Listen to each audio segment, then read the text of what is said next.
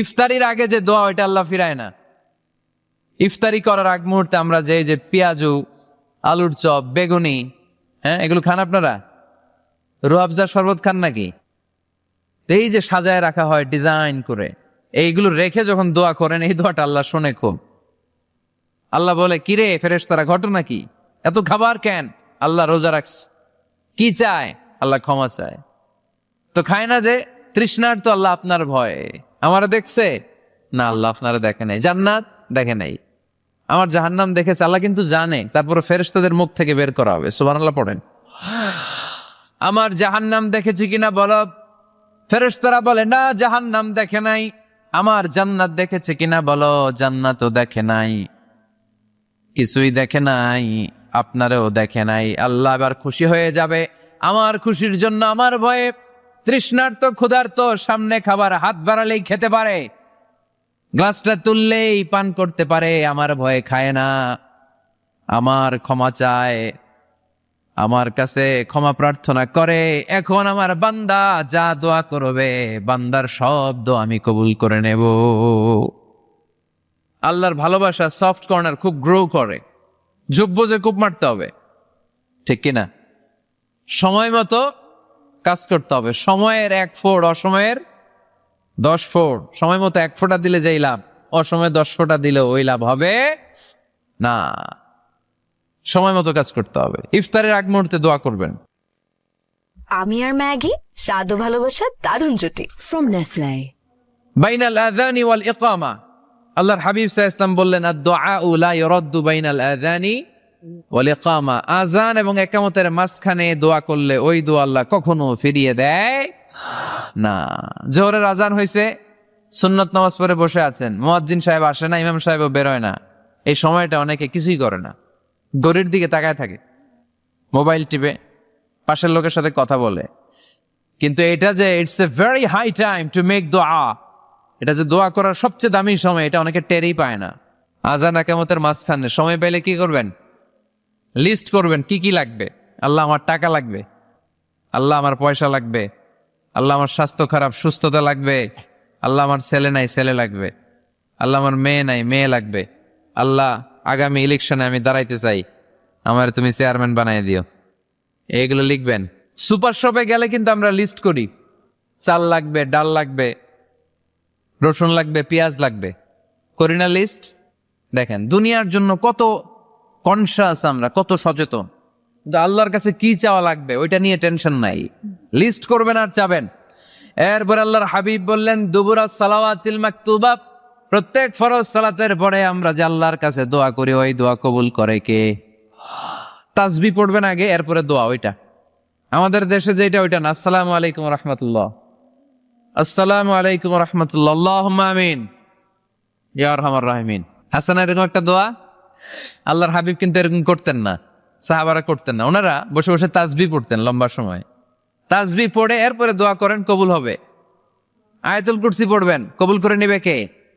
মান ক্বারা আয়াতুল কুরসি দুবুরা কুল্লি সালাওয়াতিন মাকতুবা লাম ইয়ামনাহু মিন দুখুলিল জান্নাতি ইল্লাল মাউত। প্রত্যেক ফরজ সালাতের পরে যে একবার করে আয়াতুল কুরসি পড়ে, তার জান্নাতে ঢোকার ক্ষেত্রে আর কোনো বাধা নাই। একটা জিনিস ছাড়া, মরণ। মরে না তাই জান্নাতে যায় না, মরলেই জান্নাতি। ইয়া রাহিম, ইয়া গফুর, ইয়া গফফার, ইয়া সত্তার, ইয়া জব্বার। দোয়ার শুরুতে এই নামগুলো ধরে ধরে যদি আবেগ নিয়ে, ভালোবাসা নিয়ে আল্লাহরে ডাকেন, দোয়া কবুল করে নিবে কে? এই দোয়ার মাঝখানে যদি 1 ফোঁটা চোখের পানি ফেলতে পারেন, কবুল হবে? কবুল করবে কে?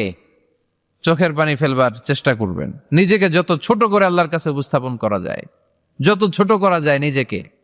আল্লাহর হাবিব সাল্লাল্লাহু আলাইহি ওয়াসাল্লাম মহাবিশ্বের শ্রেষ্ঠতম মানুষ, তিনি দোয়ার সময় আল্লাহরে বলতেন, আল্লাহুম্মা ইন্নী আবদুক, আল্লাহ আমি আপনার দাস, আমি আপনার গোলাম। ওয়াবনু আবদিক, গোলামের ঘরের গোলাম। ওয়াবনু আমাতিক, দাসীর ঘরের গোলাম, বান্দির ঘরের গোলাম। আমার বাবা আব্দুল্লাহ আপনার গোলাম, আমার মা আমেনা আপনার দাসী। সুবহানাল্লাহ পড়বেন না? কিভাবে নিজেকে ছোট করতে হয় আল্লাহর হাবিব সাল্লাল্লাহু আলাইহি ওয়াসাল্লাম ছোট করতেন। গুনার কথাগুলো স্মরণ করবেন, আল্লাহরে বলবেন, আল্লাহ আমি ছাড়া তোমার অনেক বান্দা আছে, কিন্তু তুমি ছাড়া আমার আর কেউ নাই, ঠিক কিনা? এইভাবে যত ছোট করে নিজেকে উপস্থাপন করা যায় দোয়াতে, এই দোয়া কবুল করে নেবে কে? এরপরে সম্মিলিত যদি দোয়া হয়, যিনি দোয়া করবেন তার প্রতিটা দোয়ার পরে আমিন বলা সুন্নাহ। যদি কেউ দোয়া করে রব্বানা আতিনা ফিদ দুনিয়া হাসানা ওয়া ফিল আখিরাতি হাসানা ওয়া কিনা আযাবান নার, তখন সবাই কি বলবেন? এই পদ্ধতিতে যদি আপনি দোয়া করেন, আল্লাহর কাছে প্রার্থনা করেন আর ফরিয়াদ করেন, আপনার দোয়া কবুল করবে কে? যখনই দোয়া করেন আপনার ডাকগুলো শোনে কে? তারপরেও বিশেষ কিছু সময় আছে, বিশেষ কিছু মুহূর্ত আছে, ওই মুহূর্তগুলোতে দোয়া করলে দোয়া কবুল করে কে? এর মধ্যে একটা মুহূর্ত হলো তাহাজ্জুদের মুহূর্ত। কিসের মুহূর্ত? তাহাজ্জুদ পড়েন তো আপনারা? হ্যাঁ, এখন আওয়াজ নাই গলায়। পড়ি? ফজরের নামাজই পড়তে পারি না হুজুর, তাহাজ্জুদ কেমনে পড়বো? ومن الليل فتهجد به نافلة لك عسى أن يبعثك ربك مقاما محمودا। এটা এমন নামাজ, এই নামাজের পরে দোয়া করলে কবুল করবে কে? ওই মুহূর্তে আল্লাহ প্রথম আকাশে মনোনিবেশ করেন, ডাকতে থাকে কার কি লাগবে চাও, টাকা লাগবে টাকা দেব, সম্পদ চাও সম্পদ দেব, সম্মান চাও সম্মান দেব, বউ লাগলে বউ দেব। আছে না নাই? লাগবে না? এদিকে তো বেশিরভাগ অবিবাহিত মনে হচ্ছে। বিয়ে করো নাই কারা কারা দেখি? খাইছে, সবার তো বউ লাগবে দেখা যায়। আল্লাহর কাছে চাইবা, দিবে কে? দেয়ার মালিক কে? মনের বাসনা পূরণ করে কে? ওই আল্লাহর কাছে যেন আমরা চাই। বিয়ের কথা শুনলে সব সজাগ, আর গমে ধরে না। এখন সজাগ জাতি, চাইতে হয়। যুবক ভাইরা চাইতে হবে আল্লাহর কাছে, নেককার স্ত্রী চাইতে হয়, নেককার সন্তান চাইতে হয়। তাহাজ্জুদের সালাতে যেন আল্লাহর আমরা বলতে পারি, আল্লাহ এমন জীবন সঙ্গিনী দাও, রূপবতী, গুণবতী, নেককার, যার সাথে দুনিয়াতেও থাকবো জান্নাতেও থাকবো, ঠিক কিনা? এই দাম্পত্য জীবন কি শুধু দুনিয়ায়? আমার স্ত্রী আমার সাথে জান্নাতে যাক, আমি চাই কি চাই না? মুমিনরা দুনিয়াতেও একসাথে জান্নাতেও একসাথে, ঠিক কিনা? তাহাজ্জুদের দোয়া আল্লাহ ফিরায় না। এরপর আল্লাহর হাবিব বললেন বৃষ্টির নিচে দাঁড়িয়ে দোয়া করো।